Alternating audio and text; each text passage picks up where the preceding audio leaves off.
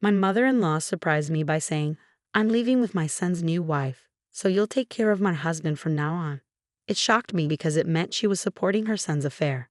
It also seemed like my husband and mother-in-law planned to live with his mistress. But my father-in-law, who needs care due to his wheelchair, was left behind. Feeling torn between anger and responsibility, I couldn't abandon him. Just when I felt lost, my father-in-law suddenly stood up. "My name's Linda, and I'm turning 30 soon. I've been married to Tom for 3 years. At the start, we'd laugh over silly stuff daily, but lately our talks have dwindled. Is this what they call familiarity? We've moved from passionate love to craving stability. Our marriage is steady, but each day feels routine." About a year ago, Tom's overtime skyrocketed. He claims work got busier out of the blue. He never traveled for work before, but now he's gone every few months. Still, he provides for us, and I work too, so I'm not dwelling on him all the time. Sometimes he's home early, and we share dinner, filling the gaps. To outsiders, we might seem like a loveless couple, but that's not true. This is just how we are. To me, this is normal married life. One evening, I returned home from work to find my husband there, which was unusual since he never came back before 10 p.m. It was only 7 p.m. "Welcome home," he greeted me, making me wonder what was going on. "Tom, it's rare for you to be home this early. Did work finish early today?" I asked. He explained that his dad had an accident at work and was hospitalized, so he rushed home. I was shocked to hear about his father's accident. His car was hit by another running a red light, leaving him paralyzed in both legs and an arm. It was devastating news. My father-in-law, who loved outdoor activities like hiking and fishing, would now be confined to a wheelchair. He always treated me like his own daughter and offered help whenever needed. Seeing him in this condition was heartbreaking. My husband learned about his father's accident from his mother, since he works at a different company than his father. He seemed frustrated because he couldn't visit his dad right away. I was also deeply saddened by the news of my kind father-in-law's wheelchair-bound condition. But amidst the shock, my husband turned to me and said, "Linda, Mom needs a favor regarding Dad." "What does she need?" I asked. "She's asking if we can help take care of him together. Your mom's getting older. It might be tough for her alone, so she thinks we can assist together," he explained. "So we have to move in with your parents?" I questioned. "Yes, we do. There's enough space for us at their place. Is that okay?" I hesitated to answer. While I cared deeply for my father-in-law and loved him, agreeing to suddenly become his caregiver was daunting, considering I had no prior experience with it. I do care about my father-in-law, but I have a job. Being suddenly asked to become a caregiver leaves me unsure. I rack my brain for alternatives, but nothing seems feasible. He senses my hesitation and grasps my hand, pleading, "Linda, I know it's tough and new, but if we rely solely on Mom, she might struggle too. It's going to be hard." "I work too," I respond. "I want you to quit your job, Linda, and focus on caring for Dad alongside Mom. I'll handle our expenses." "Quit my job?" I'm taken aback. "Yes, I'll provide for us. Please, Dad in his wheelchair and Mom needing care. They both need your help." Tom kneels before me, pleading repeatedly.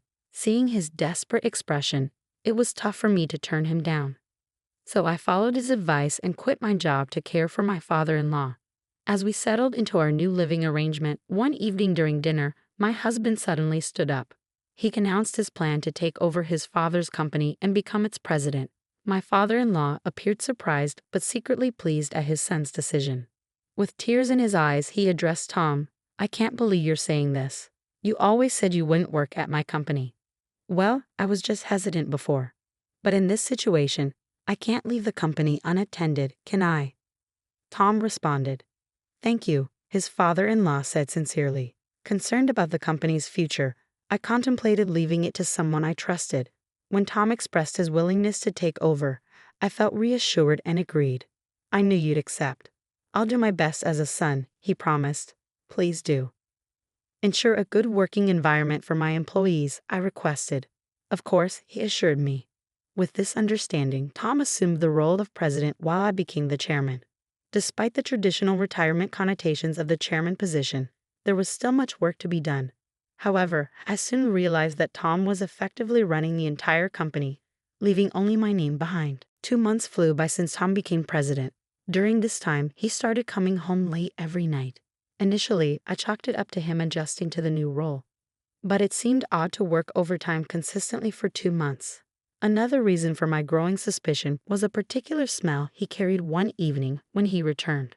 I found myself unable to sleep, waking up past midnight feeling thirsty.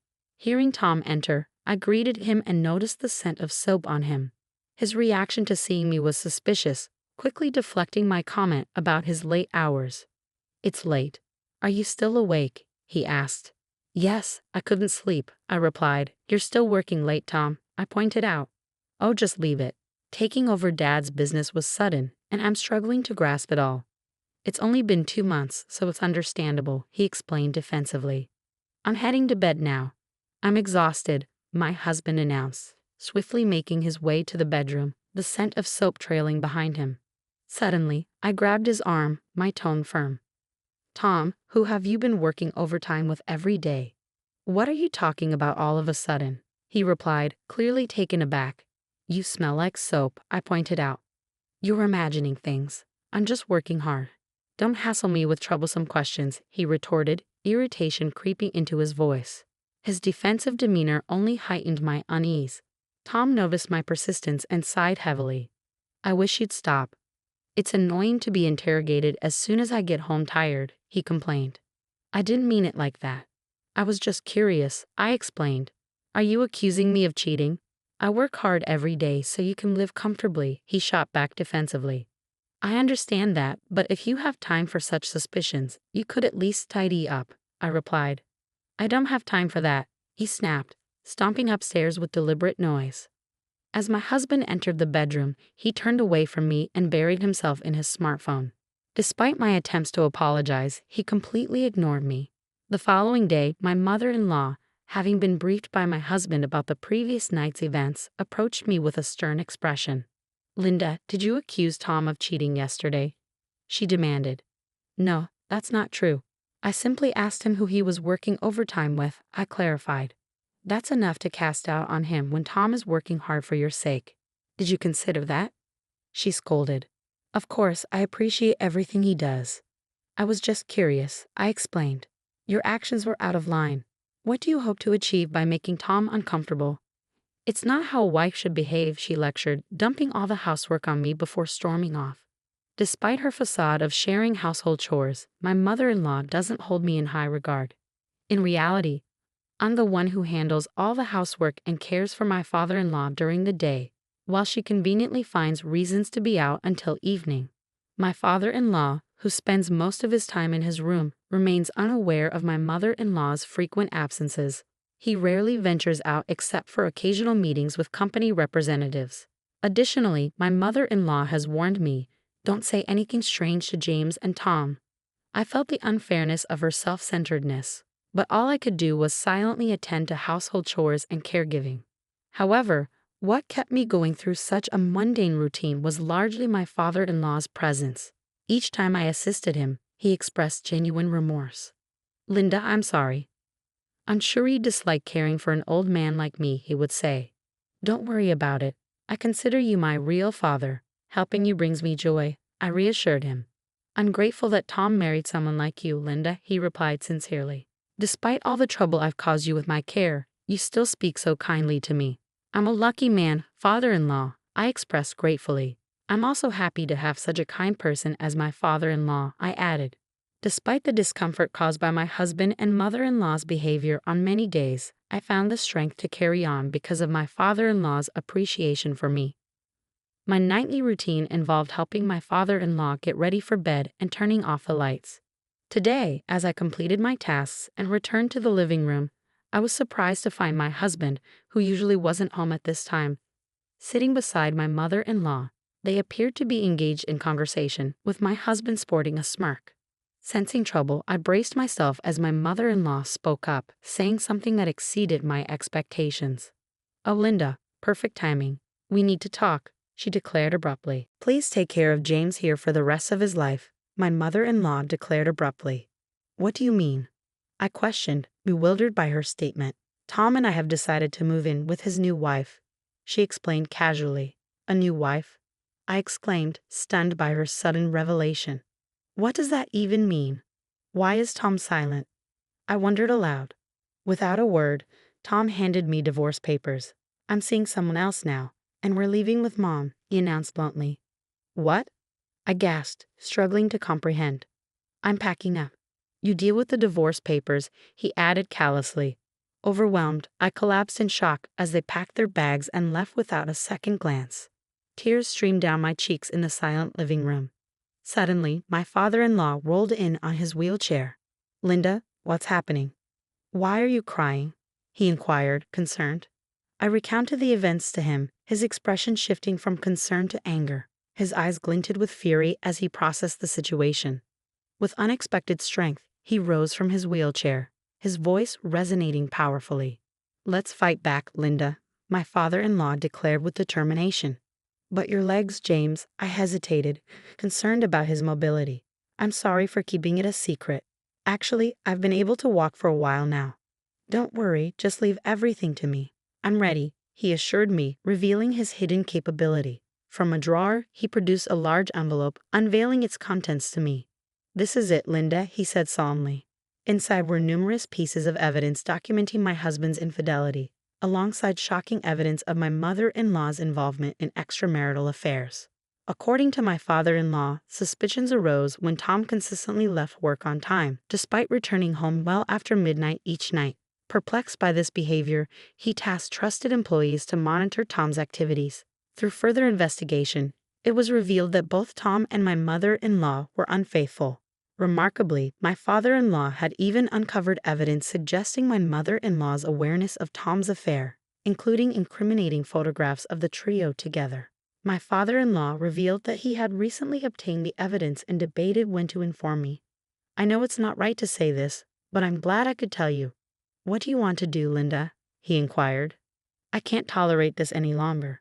I want to fight back, I asserted. Understood. Leave the rest to me, he assured me. Shortly after, my father-in-law swiftly dialed a number on his phone, contacting someone from the company. As a result, my husband was ousted from his position as president. Following my father-in-law's guidance, I initiated divorce proceedings, leveraging the evidence of infidelity to demand a fair division of property from Tom. About a week later, Tom visited my parents-in-law's house, visibly outraged. He addressed me and my father-in-law sternly. Hey, Dad, what's all this about? How does infidelity relate to being ousted as president? Shut up. You neglected my care and caused Linda suffering. You were not ready to be president. I disown you. You are not welcome in this house, my father-in-law retorted firmly. Tom collapsed to his knees, tearfully pleading with me as I regarded him with disdain. Linda, I beg you. I'm willing to cancel the divorce. Please persuade Dad with me. I'll end things with the other woman if you drop the property division demand, he implored. Even in that moment, his concern remained solely focused on himself. His self-centeredness left me utterly disillusioned. To shake off the lingering gloom, I adopted a bold stance and declared, withdraw the divorce, do you hear me? What are you even saying now? I never wanted it in the first place. I'm relieved to be rid of someone like you. I won't ever return to you, he retorted coldly. So you filed for divorce? I asked, taken aback. Of course. Why should I remain married to someone like you? Your divorce and dismissal as president were entirely your own doing. You reap what you sow, he sneered. What are you talking about? Those divorce papers were just a bluff, I protested. I thought as much. You, your mother, your mistress. I hope you all suffer together. Don't expect any sympathy from me, I snapped, ushering him out and slamming the door shut. Tom's cries echoed from outside. Please help me. I was wrong. I don't want to lose you. Please forgive me, Linda. Dad, don't abandon me, he pleaded desperately. James and I remained silent, unmoved by his pleas. Upon learning of Tom's dismissal as president, his mistress wasted no time in evicting both him and his mother from their home. With no other options, they were compelled to reside in a budget motel for several days. Losing his job drained Tom and his mother's savings, leaving them struggling to make ends meet. They resorted to taking on day labor jobs, but their income was insufficient to cover even basic expenses. Unable to afford rent, they found themselves living hand-to-mouth and sinking into debt. Meanwhile, I continued caring for my father-in-law in his home even after the divorce. "You're welcome to stay here as long as you need," he assured me. Grateful for his generosity, I opted to remain by his side. Recently, he started attending a senior daycare center, allowing me to work while he's away.